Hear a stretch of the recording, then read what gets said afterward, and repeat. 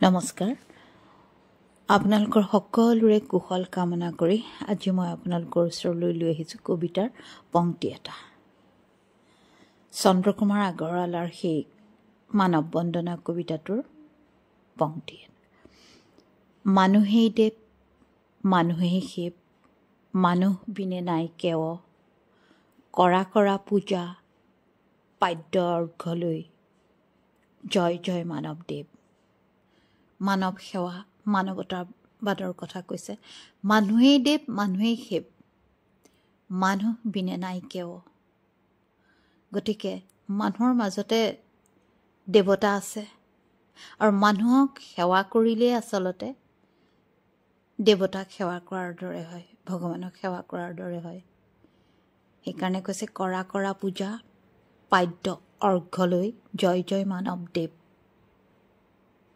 আমি ইমান সুন্দৰ আমাক কবিতাৰে বুজাইছে কবিয়ে গতিকে আজি আমি কিন্তু মানৱতাৰ এইখন ছবি আছে এতিয়াও আছে কিন্তু আমি ৮০% দেখিছোঁ আমাৰ সমাজত অমানৱীয় চিন্তা চৰ্চা কাম কাজ জঘন্য কিছুমান পাশবিক কাণ্ড কিন্তু আছে ২০% আছে আৰু থাকিবও কেতিয়াবা গ্ৰাফডাল উঠা নমা হয় কেতিয়াবা খুবেই বেছি ভাল মানুহ চকুত পৰে কোনো সময়ত দেখোঁ নহয় কোনো কাৰো লগত নিমিলে কোনেও কাৰো চকুলে চাব নোখোজে কোনেও কালেও চাই হাঁহি এটা মাৰিব নোখোজে এনেকুৱা হয় কেতিয়াবা গতিকে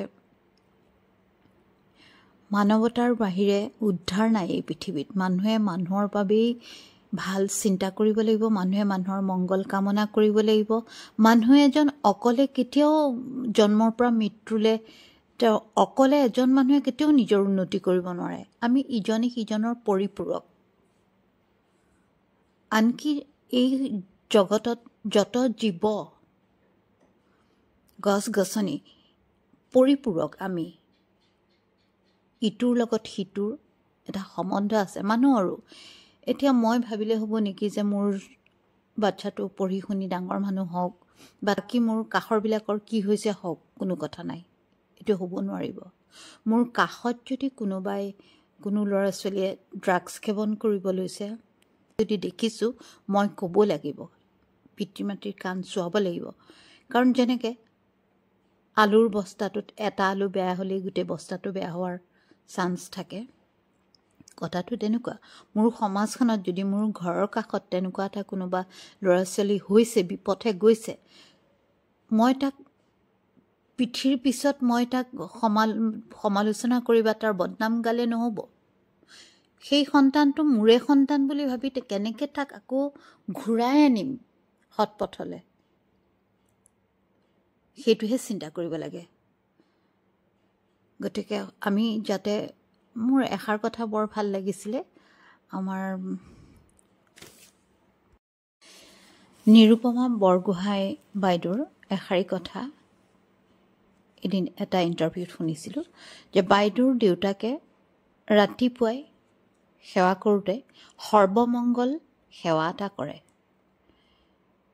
এই সেৱাটো আচলতে আমাৰ প্ৰত্যেকেই কৰাটো উচিত আৰু আমি ল'ৰা ছোৱালীবিলাককো আমাৰ ল'ৰা ছোৱালীবিলাক যেতিয়াৰ পৰা সিহঁতে সেৱা বস্তুটো বুজি পায় সেই দিনটোৰ পৰাই শিকাব লাগে সেৱাটো অকল নিজৰ বাবে নহয় সেৱাটো ৰাইজৰ বাবে সকলোৰে বাবে এই পৃথিৱীৰ সকলো জীৱ জগতৰ বাবে এটা সেৱা সৰু বৰ আমি সকলোৱেই কৰাটো উচিত মই অকলে এই পৃথিৱীত জীয়াই থাকিব নোৱাৰোঁ এই জগতখন থাকিব লাগিব এই সেউজীয়া পৃথিৱীখন থাকিব লাগিব মোৰ আশে পাশে চৰাই কুকুৰ মেকুৰীবিলাকৰ চিঞৰবিলাক থাকিব লাগিব মোৰ আশে পাশে মোৰ ওচৰ চুবুৰীয়া হওক মোৰ পৰিয়ালবৰ্গ হওক সকলোৰে ভাল হওক সৰ্বমংগল সেৱা এটা সমস্ত জীৱ জগতৰ বাবে বহুত দৰকাৰ আৰু এই সেৱাটো কৰোঁতে কৰোঁতে আচলতে আমি যেতিয়া ভাল শব্দবিলাক ক'ম মনেৰে ভাল এটা প্ৰাৰ্থনা গাম কবিতাৰ কাষলৈ আহিম কবিতাক ভাল পাবলৈ শিকিম কবিতা মানে পাঠক হ'ম কেতিয়াবা কবিতা পঢ়োঁতে সেই ভাৱবিলাক মনত লৈ ফুৰোঁতে কাৰোবাৰ আহিও যাব কবিতা লিখোঁ বুলি ঠাইতে লিখি দিব পাৰিব। আৰু কবিতাই যদি এবাৰ লম্ভে মানুহ লাহে লাহে শুদ্ধ হ'বলৈ গৈ থাকে। মানুহৰ পৰা মনুষ্য সেই জ্ঞান অৰ্জন কৰে। সেইকাৰণে কবিতা ভাল পাওঁ। আৰু এই কবিতা মানুহে দেৱ মানুহে সেৱ মানুহ বিনে নাই কেৱ কৰা কৰা পূজা পাদ্য অৰ্ঘ্যলৈ জয় জয় মানৱদেৱ। সঁচাকৈ এই কবিগৰাকী চন্দ্ৰকুমাৰ আগৰৱালা তেখেতৰ সেৱা জনাইছোঁ। গতিকে আমাৰ যাতে বেয়া দিন নাহে, আমি মানৱ ধৰ্ম বজাই ৰাখিবই লাগিব। বাকী হিন্দু ধৰ্ম, ইছলাম ধৰ্ম, খ্ৰীষ্টান ধৰ্ম বুলি আমি যি যুদ্ধবিলাক চলাই থাকোঁ, এইবিলাক সকলো যুদ্ধ বাদ দি প্ৰথম কথাটোৱেই হৈছে মানৱ ধৰ্ম।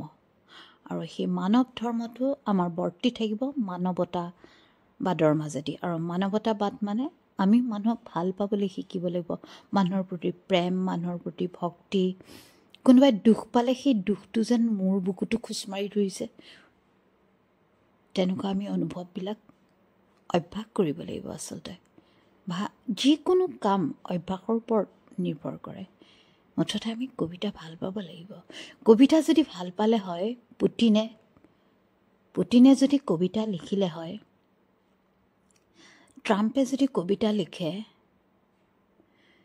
আমি ভাৰতবাসী ইমানেই সৌভাগ্যশালী যে আমি এজন প্ৰধানমন্ত্ৰী পাইছিলোঁ, অটল বিহাৰী বাজপেয়ী। সেই প্ৰধানমন্ত্ৰীজন কবি আছিল বাবেই তেখেতৰ বিচাৰ বিবেচনা শুদ্ধ আছিল, সাহসী আছিল তেখেত। সেইজনা প্ৰধানমন্ত্ৰীক কোনে পাহৰিব পাৰে? আৰু এজন পামনে ভৱিষ্যতলৈ এনেকুৱা এজন প্ৰধানমন্ত্ৰী? আৰু এজন প্ৰধানমন্ত্ৰী আহিবনে যি কবিতা ভাল পায়, যি কবিতা পঢ়ে, যি কবিতা লিখে? কবিতা লিখিলেই মানুহে মানুহৰ ভিতৰখন পঢ়ি চাব পাৰে, অন্তৰখন।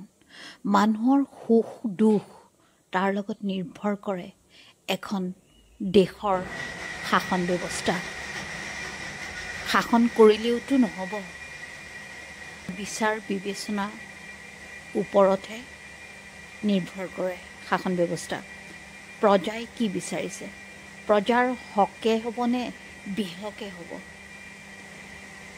গতিকে আজিলৈ ইমানেই। ধন্যবাদ।